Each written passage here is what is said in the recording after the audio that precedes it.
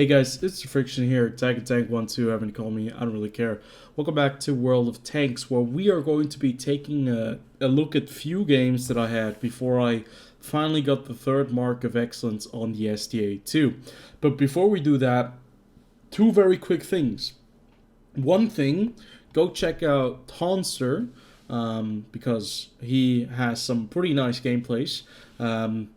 He was the main reason why I 3-marked the STA-2, because he is a big fan of the STA-2, at least from the gameplays I've seen, and he also just 3-marked the Cromwell B. So I'll take that as a challenge to 3-mark my Cromwell B as well when I get the time. But check out his channel, the link will be in the description below. Now, the second thing, we're going to talk about the Take the World of Tanks summer road trip real quick, because this is a new event that is currently going on until somewhere into mid-July. Oh yes, this video will probably be released after the 4th of July, so to all of my American friends, have a blessed 4th of July, enjoy that time. Hopefully you guys have a safe and nice little celebration of your independence. So this is kind of the mission that they have released for that, and you can actually get some really cool styles. So if you are one of those fans of the British, you can get the red coat style. It looks like the British Union Jack, but it's just a red coat style, like of the uniform. You can also get the Star Spangled Banner.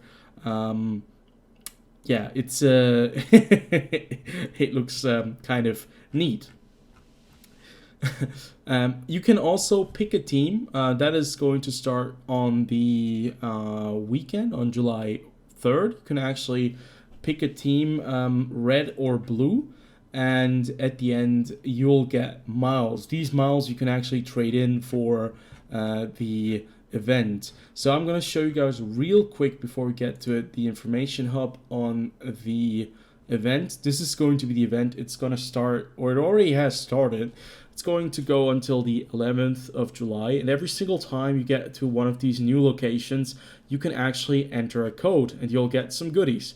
So that's pretty damn nice. You have like missions that you can do, and these missions grant you miles, and these miles you can use to go into the leaderboard and get rewards like these styles. So hopefully you guys, if you're interested in this, just play the game, enjoy the holidays. Probably for you guys, you should have some days off, I guess, hopefully. And yeah, it's a neat little concept.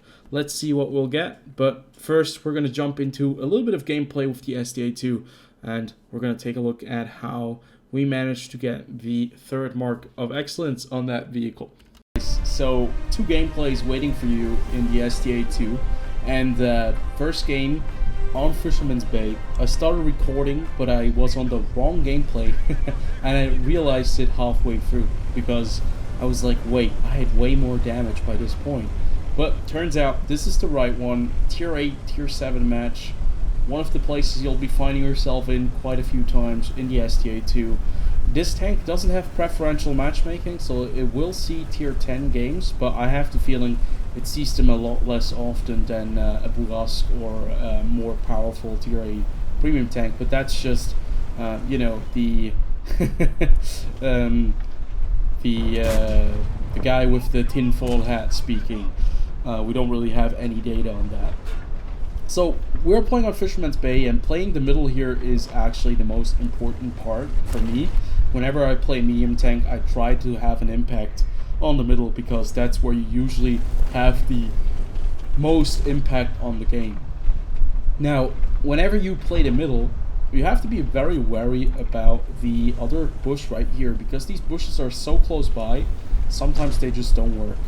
I remember distinctively way back that the double bush didn't really work, and that you were able to see through every single bush here, and it made the other side unplayable. It has gotten a little bit better, but I still see players that don't want to be here.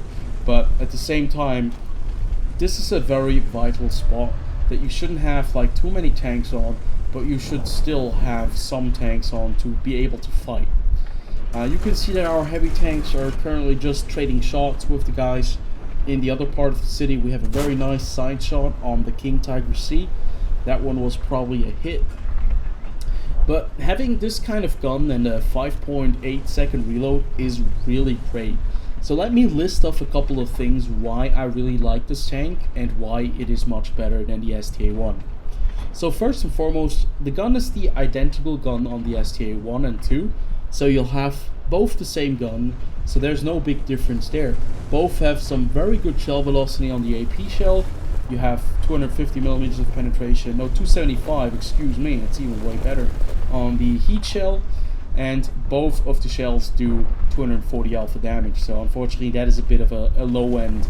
Personally would like to see at least 320 or 280 when you play tier 8 medium tanks nowadays.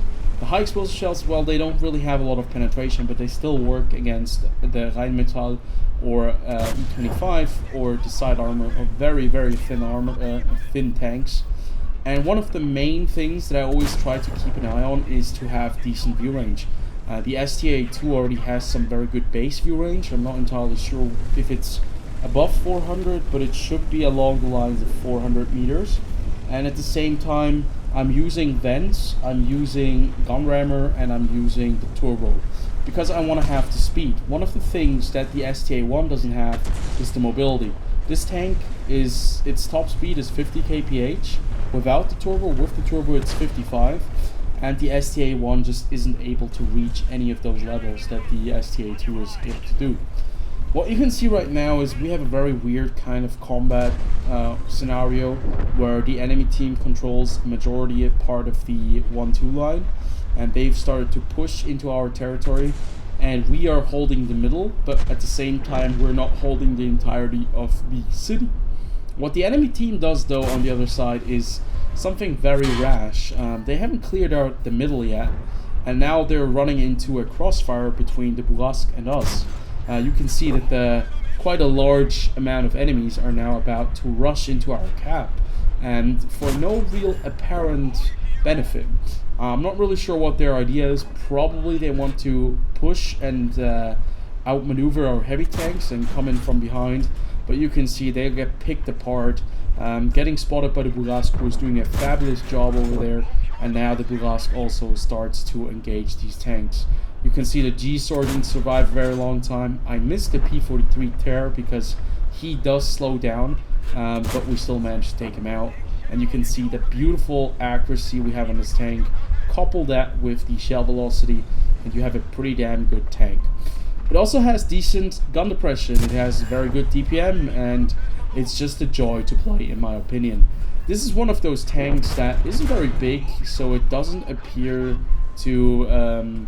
you know, it's not like the biggest target. It still is an easy target to hit, the STA-2, because it's basically paper armor all over. But I still get the occasional bounce on the turret armor at the front, sometimes even on the hull, but do not expect anything. And do expect to get penetrated by artillery when these little fuckers start shooting you from above. But still, I really enjoy this tank. It doesn't do anything really well. Like, it's, in my opinion, a very, very good Japanese medium tank, because it has the mobility, it has a very good gun, it has great view range or decent view range, and that's basically all I'm looking for in the medium tank.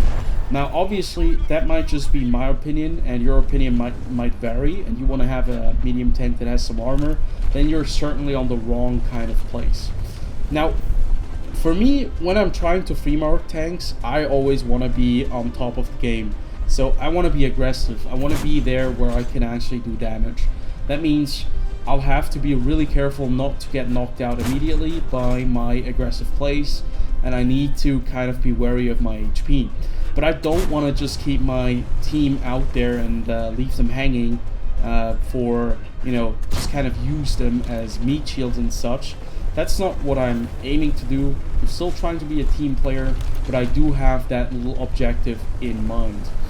That's like the thrill of it. I think the thrill is that you really have only a limited amount of vehicles you can shoot, and a limited amount of time. And when you're losing, well, that's like the hardest part, because you'll actually need to do well while losing, and you'll have to like look where you can actually still get some damage.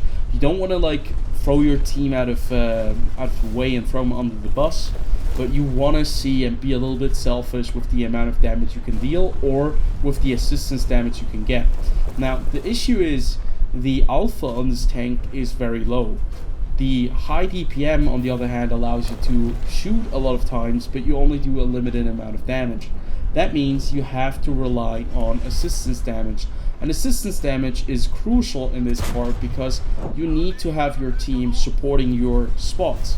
So whenever you spot something, you should try and see that as many players as possible can put some rounds into the target, because in the end, you want to be able to get as much assistance damage as you can. The assistance damage is basically 50% of the work when you're 3-marking something, and that's why it's so difficult to 3-mark certain tanks where you cannot get a lot of assistance damage. Now in the end, we managed to get 3,706 damage that we actively done ourselves, and an additional 2,292 damage that we have assisted, or we've gotten assisted, and it should be another 72 damage. So in total, this was a very good game. 6,000 damage in total for the STA-2. This allowed me to finally get past the 89% mark, because it took me forever to get into the 89% and then into the 89.8%, and then I had like these ups and downs where I wasn't able to do enough damage, and I kind of kept going up and down, and this game allowed me to finally break it and get into the 91.7% mark for the STA-2, and it was really fun because I never had any real disappointing games, and in the end I managed to get the 3 mark quite easily. And I think we're gonna go over to the game where I managed to 3 mark the tank, and you can actually see just how capable this tank still is if you are a little bit aware of how you need to engage targets. Also note, I wasn't really using any gold shells when I was playing this tank. Only against tier 10 tanks, but you rarely need gold shells in the STA-2, and that's why I really like this tank. A great credit maker if you have a little bit of game knowledge. So let's jump on to the second game, and then let me finally go to bed because it's quite late here. This was the final game that I played before I 3-marked my STA-2, and the funny thing is, in the game that I played before that, I was at 94.37%. I managed to get about 5,000 damage combined, and I managed to outrun an Object 705 who was chasing me on Ghost Map, or Ghost Town, outside on the light tank field. I got really lucky, and this luck streak actually continues on this map. You can see they have a shit ton of tank destroyers, we do as well, so all of these tanks can basically 2 or 3 shot me very easily. 2 shots by the Scorpion G, 1 by the ISU-152, and I'm toast. So going into this position is fairly dangerous, even though we have 60 kph. Why is it dangerous? Because the Scorpion G is faster. Now, I get very lucky. This is incredible luck. I never get this kind of luck when I 3-mark something. Look at this. Okay, let me stop it real fast. I get double tracked by a Charioteer and a Scorpion G. Both of them do 0 damage. I get 739 assistance damage on the Scorpion G. I hit the Scorpion G, adding my total to 1,000 damage. Then I get hit by the EL-790. Well, bad luck. He exposes himself to me. I am the one guy who's spotting him, and he gets absolutely annihilated by the AMAX, the Kampfpanzer, the Kanonenjagdpanzer 105, and the Rheinmetall Borsig, giving me already a grand total of 2,000 damage in the first about 1 minute. So the next target here is the Brigato 46. We have the gun depression, we have the angle. He should be able to penetrate our upper turret. He is using premium shells because that's the way World of Tanks is played nowadays. And he actually bounces, so that's poetic justice in my opinion. Our Centurion 5-1 is also here to support us, and he manages to take out the Brigato. So now that leaves us at a very, very nice position where we actually can have a very big impact on the game. So I'm trying to just do as much damage, because all I need right now is about 2,000 or 3,000 damage to finally be able to get the third mark of excellence. And to be fair, this was a game that couldn't have gone any better. So the start was basically very lucky, but I actually do lose a little bit of that luck. I'm not sure where that shot went. Might be the server reticle was a little bit behind, but at least the second shot manages to go right into the T54E1. Now keep that T54E1 in mind, because he's going to be a very big player in this match, because he actually comes very close to knocking us out of this race. We do have the damage. We already are at 3,700 damage, so it should be enough. But at this point, I don't want to take any risks and end up at 94.99% or something like that. Because in the end, you need to gain the final percentage back again in the next game, and that really sucks. So I'm just trying to be really cautious. I don't want to be too aggressive, but at the same time, I also know that this game is not going to last very long. You can see it's a total blowout. We've already knocked out 6 tanks. They knocked out 1 vehicle so far. And this T54E1 is still very much focused on top of the Centurion 5/1 and me. So that means we'll have to kind of be able to knock one of those tanks out. But the T54E1 gets knocked out. The AMBT is the only tank in the middle now that can be a bit of a problem for us. And I do decide to load a gold shell. I'm not sure if that is a pen, but that gold shell I probably should have done a little bit of damage. I think I'm gonna stop loading gold, because I don't want to waste any extra credits on all the shots that I can fire. And because I have intuition on this tank, it takes me 2 seconds to load in a new round. I'm not really sure. Maybe I'm still gonna use one more gold shell. Yes, right there. You can see the alpha damage is a bit. It's a bit appalling to only do 240 damage with a single hit. But so far we're at 4,000 damage, and I think by this point I know that I do have the 95% that I need to 3 mark the STA-2, so I can basically do whatever I want to do, and I get very lucky with that shot as well. Not really sure, I didn't even aim at the general direction, but still managed to go right through the charioteer right there. So in the end, this was a fairly successful round for us. We're still getting the assistance damage. We can still do a bit of damage to the DS5, and this is where you want to end up. This is the final game that you want to have when you're able to 3 mark a tank, just to easily win the game and not have to worry about anything. And we go all the way to 5,600 damage, and this is how I 3 marked the tank. This tank, I at first thought it was not going to be able to do anything at tier 8, 9 and 10 because it lacks the armor, but it has the mobility. And I have to be honest, the gun is amazing, the mobility is great. It just feels like a tank that is really, really on par when you're playing it. It feels like it's very effective, and it doesn't feel like a bad tank at all. I think the STA-2 is one of those hidden gems in the game. I'm not really sure why, but a lot of players like the STA-2, and I obviously know why they like the STA-2, because it is a pretty competent platform that is not like very shiny or anything. It doesn't do anything special, but it does the things it has to do very, very well, and I really like this tank. So 3 mark this tank. I'm moving on to the next target. I'm not really sure what I should 3 mark next. Probably another tier 8 vehicle. So tell me in the comment section below what vehicle I should 3 mark next. Maybe a tier 9 could be cool again to 3 mark a tier 9. Tier 10 at the moment, I'm not really looking too much into that because I need the credits to do my reviews. So I need to buy some tier 9 and tier 10 tanks again.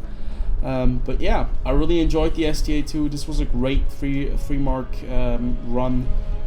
Didn't have to play too many. Well, I still had to play 30 games to 3 mark it, but it was not very frustrating, funnily enough.